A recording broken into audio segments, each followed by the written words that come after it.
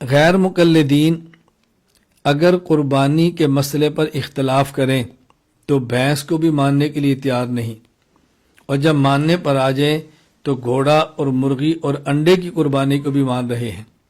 یعنی غیر مقلدین بھینس کی قربانی کا انکار کر دیں اور گھوڑے کی قربانی کے جائز ہو جائے۔ تو غیر مقلدین کا فتاوی ستاریہ جلد 149 اس میں لکھا ہے کہ گھوڑے کی قربانی جائز ہے۔ دلیل کیا دی؟ ذرا دلیل سماعت فرمائیں۔ کہتے ہیں صحیح بخاری کتاب الذبائح والصید باب النحر والذبح، حضرت اسماء بنت ابو بکر صدیق رضی اللہ عنہ فرماتی ہیں نحرنا علی عہد النبی صلی اللہ علیہ وسلم فرسا فاکلناہ۔ اسماء بنت ابی بکر صدیق فرماتی ہیں ہم نے رسول اللہ صلی اللہ علیہ وسلم کے دور میں گھوڑے کو ذبح کیا اور ہم نے اس کو کھایا۔ یہ دلیل ہے کہ اس روایت میں لفظ نحرنا ہے، اور نحرنا کا معنی ہے قربانی کرنا۔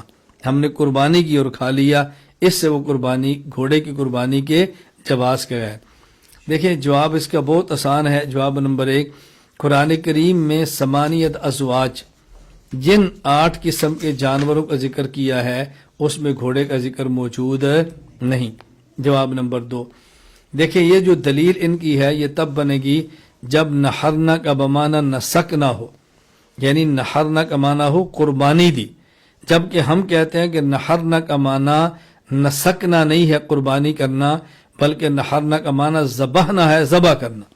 اس کا مطلب یہ نہیں ہے کہ ہم نے گھوڑے کی قربانی کی تھی اور گھوڑا کھایا تھا، بلکہ اس کا معنی یہ ہے کہ گھوڑے کو ذبح کیا تھا اور گھوڑے کو کھایا تھا۔ یہ بات الگ ہے کہ بعد میں گھوڑے کا ذبح کر کے کھانا بھی منسوخ ہو گیا، تو یہ پہلے دور کی بات ہے جب اس کو منع کر دیا گیا تو اب ظاہر ہے گھوڑے کو کھانا بھی جائز نہیں ہوگا۔ یہ سماعت فرمائیں احادیث کی جیسے صاف وہاں پر لفظ ذبحنا کیا ہے، کوئی شک والی بات ہی نہیں رہ جاتی۔ صحیح بخاری حدیث نمبر 5511 حضرت اسماء رضی اللہ عنہ فرماتی ہیں ذبحنا علی عہد رسول اللہ صلی اللہ علیہ وسلم فرسن ونحن بالمدینہ فاکلناہ۔ تو یہاں دیکھو نحرنا کا لفظ نہیں ہے بلکہ ذبحنا کا لفظ ہے کہ ہم نے گھوڑے کو ذبح کیا۔ اچھا اسی طرح المعجم الکبیر لابی القاسم سلیمان بن احمد الطبرانی رحمہ اللہ وفات 360 ہجری، یہ ارشاد فرماتے ہیں حدیث نمبر 302 اسماء بنت ابی بکر رضی اللہ تعالیٰ عنہ فرماتی ذبحنا فرسن علی عہد رسول اللہ صلی اللہ علیہ وسلم فاکلناہ، یا بھی نحرنا کا لفظ نہیں ہے بلکہ ذبحنا کہ ہم نے ذبح کیا۔ اسی طرح نمبر 3 کنز العمال فی سنن الاقوال والافعال لشیخ علی متقی بن حسام الدین وفات 975 ہجری، یہ ارشاد فرماتے اسماء بنت ابی بکر رضی اللہ تعالی عنہ نے فرماتی ہیں ذبحنا فرسن فاکلنا نحن اہل بیت رسول اللہ صلی اللہ علیہ وسلم، ہم نے گھوڑے کو ذبح کیا۔ یہاں بھی ذبح کا لفظ موجود ہے۔ تو یہ بات سمجھ لیں جہاں نحرنا ہے دلیل تب بنے جب نحرنا کا معنی نسک نہ ہو قربان کرنا، جبکہ نحرنا کا معنی ذبحنا ہے ذبح کرنا۔ ہاں یہ بات یہ نشین فرما لیں کہ ہم کہتے ہیں گھوڑے کو ذبح کر کے کھانا پہلے جائز تھا، لیکن بعد میں اس کے جواز کو خود رسول اکرم صلی اللہ علیہ وسلم نے منسوخ فرما دیا کہ اب گھوڑے کو ذبح کر کے تم نے نہیں کھانا۔ تو جب نبی پاک صلی اللہ علیہ وسلم روک دیا تو اب ان کو بھی چاہیے تھا نا رک جاتے، ان کو بھی چاہیے رک جائے۔ اب اس پہ دلائل کیا ہے کہ آپ نے منع فرما دیا؟ نمبر 1 سنن ابی داؤد کتاب الاطعمہ باب فی اکل لحوم الخیل، حضرت خالد بن ولید رضی اللہ عنہ فرماتے ہیں ان رسول اللہ صلی اللہ علیہ وسلم نہا ان اکل لحوم الخیل والبغال والحمیر زاد حیوہ وکل ذی ناب من السباع۔ خالد بن ولید رضی اللہ عنہ فرماتے ہیں کہ رسول اللہ صلی اللہ علیہ وسلم نے گھوڑے، خچر اور گدھوں کے کھانے سے منع فرما دیا۔ حیوہ راوی نے ایک لفظ کا اضافہ کیا ہے کہ آپ نے فرمایا کہ کچلیوں کے ساتھ کھانے والے درندے کا گوشت کھانے سے بھی آپ نے منع فرما دیا، تو نبی پاک صلی اللہ علیہ وسلم روک دیا۔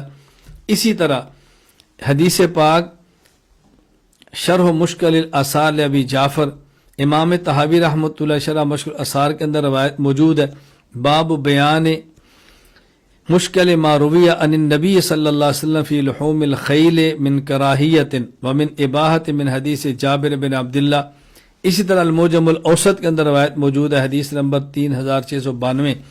حضرت جابر بن عبداللہ رضی اللہ عنہ فرماتے ہیں لما کان یوم خیبر اصاب الناس مجاعۃ، خیبر کے موقع پر جب لوگوں کو بہت زیادہ بھوک لگ گئی، فاخذوا الحمر الاہلیہ فذبحوها وملؤوا منها القدور، تو لوگوں نے گھریلو اور پالتو گدھوں کو پکڑا اور ذبح کیا اور ان سے ہانڈیوں کو بھر دیا، یعنی خوب گوشت پکایا. فبلغ ذلك النبی صلی اللہ علیہ وسلم فامرنا رسول اللہ صلی اللہ علیہ وسلم فکفأنا یومئذ القدور. جب اللہ کے نبی کو اس بات کی اطلاع ملی تو آپ نے ہمیں حکم دیا کہ ہم ان ہنڈیوں کو گرا دیں. آپ معلوم آپ نے حکم دیا کہ ان کو گرا دیں، پر ہم نے ان ساری ہنڈیوں کو گرا دیا. حضور نے ارشاد فرمایا ان اللہ عز وجل سیاتیکم برزق هو احل من هذا واطیب، اللہ تعالیٰ تو میں سے زیادہ حلال اور بخیرہ رزق عطا فرمائیں گے. اللہ اکبر. فکفأنا یومئذ القدور وهي تغلی، چنانچہ ہم نے اس دن ان ہانڈیوں کو جوش مارنے کی حالت میں گرا دیا. پھر رسول اللہ صلی اللہ علیہ وسلم نے فحرم رسول اللہ الحمر الانسیہ والحوم الخیل والبغال وکل ذی ناب من السباع وکل ذی مخلب من الطیر. نبی کریم صلی اللہ علیہ وسلم پالتو گدوں، گھوڑوں، خچروں کے گوشت، کچلوں کے ساتھ کھانے والے درندوں، پنجوں کے ساتھ کھانے والے پرندوں، باندھ کر نشانہ بنائے گئے جانور، وحرم المجسمہ، کسی جانور کو باندھا اور باندھ کر اس کو تیر مار کے ختم کریں. اسی طرح درندے کے ہاتھوں چھڑائے گئے جانور جو ذبح سے پہلے ہی مر جائے، کسی جانور کو درندے نے اچک لیا ہو اور آپ پہنچے اور اس سے پہلے وہ مر جائے، ان تمام جانوروں کو اللہ کے نبی نے حرام قرار دیا. وحرم المجسمۃ والخلیصۃ والنحبہ. امام نور الدین علی بن نبی بکر سلیمان الحیثمی وفات 807 ہجری فرماتے ہیں رواہ الطبرانی فی الاوسط والبزار باختصار ورجالہما رجال الصحیح خلا شیخ الطبرانی عمر بن حفص السدوسی وهو ثقۃ مجمع الزوائد و منبع الفوائد. مطلب یہ کہ طبرانی نے اوسط میں، بزار نے اختصار کے ساتھ نقل کیا. ان کے رجال سے بخاری کے رجال ہیں، سوائے شیخ طبرانی عمر بن، یعنی امام طبرانی کے استاذ عمر بن حفص کے، لیکن وہ بھی ثقہ راوی ہیں. مقصد اس روایت کی ثقاہت کو بیان کرنا ہے کہ روایت سند کے اعتبار سے بھی بالکل ٹھیک ہے. اسی طرح احکام القرآن للجساس کے اندر موجود ہے. حضرت ابن عباس رضی اللہ عنہ فرماتے انہو کرہ لحوم الخیل وتأول ابا الخیل والبغال والحمیر لترکبوها وزینہ، یعنی قرآن کریم کے اندر موجود ہے جب قرآن کریم نے فرمایا والخیل والبغال والحمیر لترکبوها وزینہ، کہ اللہ تعالیٰ نے یہاں ذکر فرمایا گھوڑے کا اور خچر کا اور گدھے کا. کیوں؟ اس لیے نہیں کہ گوشت کھاؤ، بلکہ اس لیے کہ تم اس پر سواری کرو اور یہ تمہارے لیے زینت کے لیے ثابت ہو. اسی طرح امام اعظم ابو حنیفہ رحمہ اللہ تعالیٰ نے اس آیت سے استدلال فرمایا جو کہ الہدایہ کے اندر موجود ہے. امام صاحب رحمہ اللہ فرماتے والخیل والبغال والحمیر لترکبوها وزینہ خرج مخرج الامتنان. اس آیت میں اللہ تعالیٰ نے اپنے احسانات کا تذکرہ فرمایا کہ میری یہ نعمت دیکھو، میرا یہ احسان دیکھو کہ میں نے تمہیں گھوڑے دیے، تمہیں خچر دیے، تمہیں گدھا دیا. کیوں؟ تاکہ تم اس کے اوپر سوار ہو، یہ تمہارے لیے زینت ثابت ہو. والعقل من اعلیٰ منافعها، اور بہترین منافع سب سے بڑا ان کا گوشت کھانا ہے.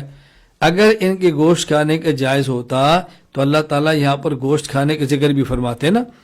والحکیم لا یترک الامتنان باعلی النعم ویمتن بادناها، ایسا کبھی نہیں ہوتا کہ حکمت والا جب اپنے احسانات جتلائے تو ادنا احسان جتلائے اور اعلیٰ کو چھوڑ دے. یعنی گھوڑے پر سوار ہونا یہ بھی نعمت ہے، گدھے پر سوار ہونا یہ بھی نعمت ہے، خچر پر سوار ہونا یہ بھی نعمت ہے، لیکن اس سے بڑی نعمت تو گوشت کو کھانا ہے. اللہ تعالیٰ اپنی نعمتیں گنوا رہے ہیں. اگر گوشت کھانا جائز ہوتا تو اللہ تعالیٰ ان پر سواری کی نعمت کا ذکر بعد میں کرتے اور گوشت کھانے کا ذکر پہلے فرماتے، اور نہیں فرمایا. اس سے معلوم ہوتا ہے کہ ان کے گوشت کو کھانا مکروہ ہے، جائز نہیں. فقہائے کرام نے گھوڑے کے گوشت کے مکروہ ہونے کی بالکل صراحت فرمائی ہے. علامہ علی بن ابی بکر بن عبد الجلیل المرغینانی رحمہ اللہ تعالی، وفات 593 ہجری. الہدایہ کتاب الذبائح فصل فیما یحل اکل وما لا یحل. فرماتے ہیں وَيُكْرَهُ لَحْمُ الْفَرَسِ عِنْدَ أَبِي حنیفہ رحمہ اللہ وقول مالک. امام ابو حنیفہ امام مالک دونوں کے ہاں گھوڑے کا گوشت کھانا مکروہ ہے.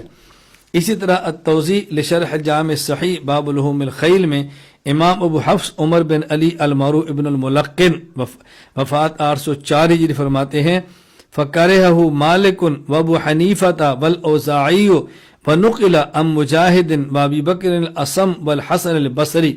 امام ابو حنیفہ، امام اوزاعی، امام مجاہد، امام بکر اسم، حسن بصری، ان تمام کے ہاں گھوڑے کا گوشت کھانا مکروہ ہے.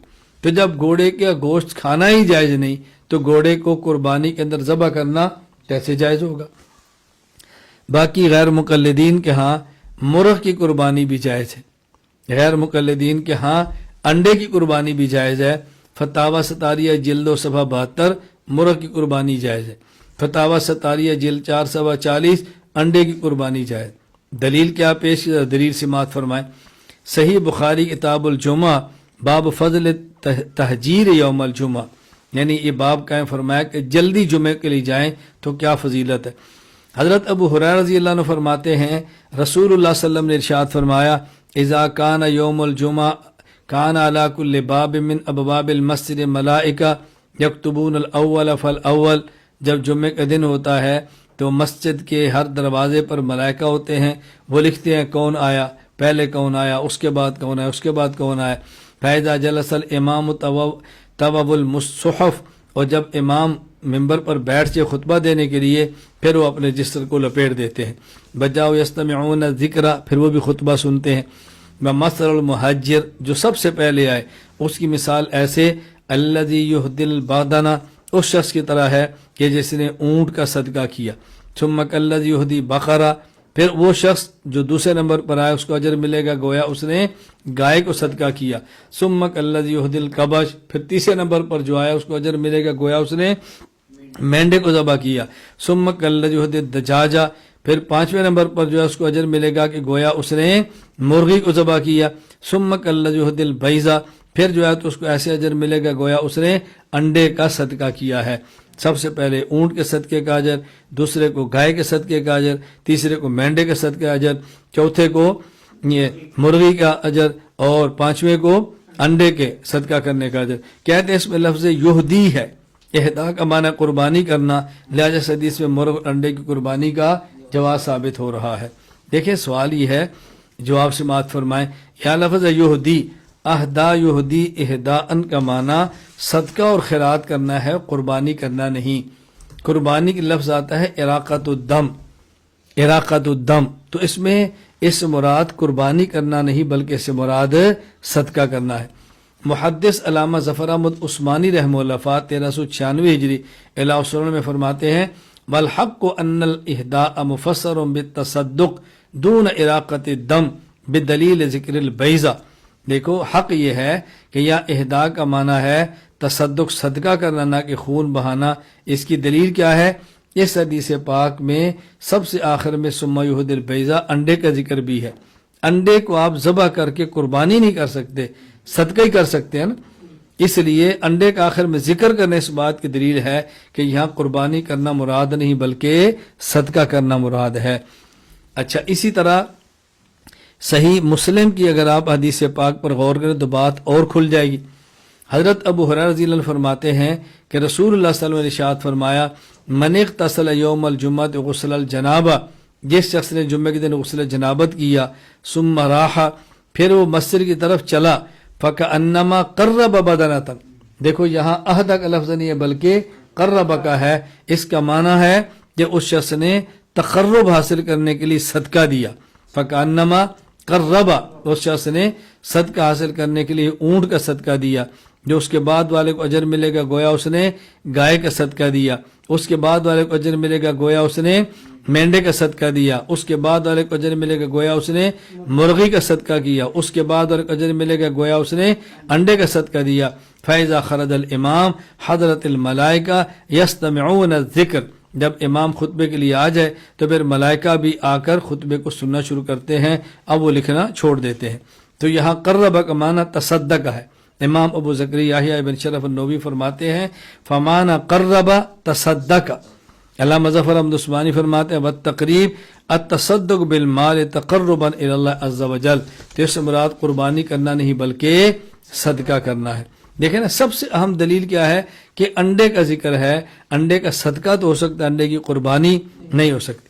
فتاوی عالمگیریہ میں ہے وفی اصول التوحید للامام صفار، اصول توحید امام صفار کی کتاب ہے، اور امام صفار مشہور متکلم محدث فقی ابو القاسم احمد بن عاصمہ البلخی رحمہ اللہ فات 326 ہجری ہے، وہ فرماتے ہیں والتضحیۃ بالدیک، قربانی کرنا مرغ کی، والدجاجہ اور انڈے کی، فی ایام الاضحیہ قربانی کے دنوں میں، ممن لا اضحیۃ علیہ اس شخص کے لیے کہ جس کے پاس قربانی موجود نہیں، تشبیہ للمضحین قربانی کرنے والوں کے ساتھ تشبہ اختیار کرنے کے لیے، فرمائے مکروہ ہے، لأنہ من رسوم المجوس، اس لیے کہ مجوسیوں کا طریقہ ہے، یعنی اس کو مکروہ فرمایا۔